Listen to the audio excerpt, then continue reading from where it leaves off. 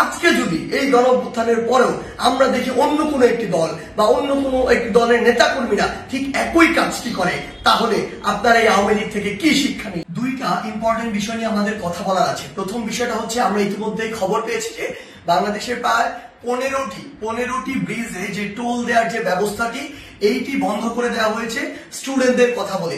আমাদের জায়গা থেকে স্পষ্ট বার্তা, এটি রাষ্ট্রের একটি যে আয়, এই আয়ের একটি অংশ এই ব্রিজগুলোতে যে টোল দেওয়ার বিষয়টি। সো কেউ স্টুডেন্টদের কথা বলে হোক, বৈষম্য বিরোধী ছাত্র আন্দোলনের কথা বলে হোক, এই নামের অপব্যবহার করে কেউ বাংলাদেশের কোথাও ভুলে এই কাজ করবেন না।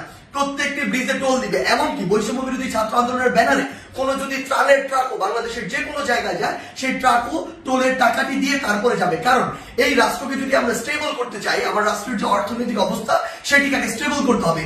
কিন্তু ক্ষমতার অপব্যবহার করার যে নোংরা সংস্কৃতি ছিল এত বছর ধরে, এখন আপনি যদি সামান্য কিছু একটি অস্থিতিশীল অবস্থা দেখে আবার সে ক্ষমতার অপব্যবহার করেন এবং আপনার কথা মতো কোন একটি জায়গায় ব্রিজে টোল দেওয়া বন্ধ করে দেন, কিংবা কোন একটি স্টিকার দেখে পার হয়ে যান, এটিকে আমরা কোনোদিনও সমর্থন করি না।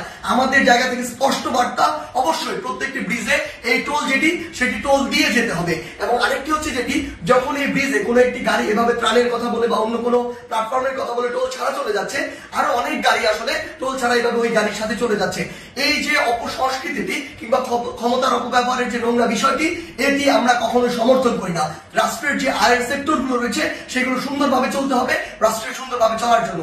আরেকটি গুরুত্বপূর্ণ বিষয় যেটি আমরা দেখতে পাচ্ছি, বিগত 16 বছরে আওয়ামী লীগ ফ্যাসিস্ট সরকার কি করেছে, তার ক্ষমতার অপব্যবহার করেছে। আওয়ামী লীগ বাদে অন্যান্য যত রাজনৈতিক দল ছিল, ওই রাজনৈতিক দলগুলোকে বিভিন্ন মিথ্যা মামলা দিয়েছে, হয়রানি করেছে, চাঁদাবাজি করেছে, কিংবা তাদেরকে এলাকা ছাড়া করেছে, যেটিকে আমরা কখনোই সমর্থন করি না বলেই আজকে 16 বছর পরে হলেও ছাত্র জনতার গণঅভ্যুত্থানের মধ্য দিয়ে আওয়ামী লীগের পতন হয়েছে, আওয়ামী লীগ দেশ ছাড়া হয়েছে। কিন্তু আজকে যদি এই গণঅভ্যুত্থানের পরেও আমরা দেখি অন্য কোনো একটি দল বা অন্য কোনো একটি দলের নেতাকর্মীরা ঠিক একই কাজটি করে, তাহলে আপনারা এই আওয়ামী লীগ থেকে কি শিক্ষা নেই? একটা জিনিস মনে রাখবেন, আমরা আসলে এই নির্যাতনের পরিবর্তন চাই না, আমরা এই নির্যাতনের যে সিস্টেমটি সেটির পরিবর্তন চাই। আমাদের জায়গা থেকে স্পষ্ট বার্তা, আপনাদের চোখের সামনে স্টিল জ্বলন্ত অনেকগুলো উদাহরণ রয়েছে, সেগুলো থেকে শিক্ষা নিন, না হলে জনগণ আপনাদেরকে আস্থা করে নিক্ষেপ করবে। আমরা যেন এটি না দেখি যে কাউকে আবারও মিথ্যা মামলার ওই চক্রটিতে যেতে হচ্ছে, কাউকে আবারও কোনো দোষ ছাড়া বিনা দোষে ঘর বাড়ি ছাড়া করা হচ্ছে, ঘর বাড়ি ভেঙে দেওয়া হচ্ছে, কিংবা তাদেরকে নির্যাতনের শিকার করা হচ্ছে, কিংবা আমরা শুনছি দেশের বিভিন্ন জায়গায় একটি চাঁদাবাজির নতুন চক্র গড়ে উঠছে। আমরা আপনাদেরকে স্পষ্ট করে বলতে চাই, আমরা আমাদের জায়গা থেকে বৈষম্য বিরোধী ছাত্র আন্দোলন এই সকল ক্ষমতার অপব্যবহারের বিপক্ষে, এবং আমরা এগুলোর বিপক্ষে সবসময় কথা বলে যাব। আপনাদের সহ আপনাদের যারা স্টেক হোল্ডার রয়েছে, যারা আপনাদেরকে এগুলো করার জন্য আসলে উৎসাহ দেয়, কিংবা আপনাদের ওই সমর্থক গোষ্ঠী যারা চুপ করে থাকে, তাদেরকে বলছি, জনগণ যদি একবার এই সকল সেন্টিমেন্টের বিরুদ্ধে দাঁড়িয়ে যায়, তাহলে আপনাদের অস্তিত্ব সংকটে পড়বে। তাই জনগণের চাওয়াটার কথা চিন্তা করুন, সময়ের দাবির কথা চিন্তা করুন।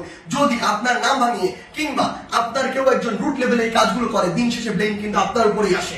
সো এই জিনিসটি মাথায় রেখে পুরো বাংলাদেশে এই যে নতুন আরেকটি 16 বছরের যে বিভিন্ন চিত্র ছিল, উদাহরণ ছিল, সেগুলোর যে নতুন আরেকটি এক্সটেনশন কেউ কেউ তৈরি করছে নতুন করে, কিংবা নতুন আরেকটি সংস্কৃতি কন্টিনিউ করার চেষ্টা করছে, আমাদের জায়গা থেকে স্পষ্ট বার্তা, আমরা এটি সমর্থন করি না। এবং আমরা অন্তর্বর্তীকালীন সরকারকে স্পষ্ট করে বলতে চাই, আইন শৃঙ্খলা রক্ষাকারী বাহিনীর মাধ্যমে, বিচার বিভাগের মাধ্যমে যারা এই মিথ্যা মামলা থেকে শুরু করে চাঁদাবাজি, নির্যাতন, হয়রানি, ঘরবাড়ি ভাঙচুর এরকম কোনো কিছুর সাথে জড়িত, তাদেরকে স্পষ্টভাবে আইনের আওতায় আনা হোক। বৈষম্য বিরোধী ছাত্র আন্দোলনের পক্ষ থেকে কিংবা ছাত্র জনতার পক্ষ থেকে এর প্রতি পূর্ণ সমর্থন রয়েছে। ধন্যবাদ।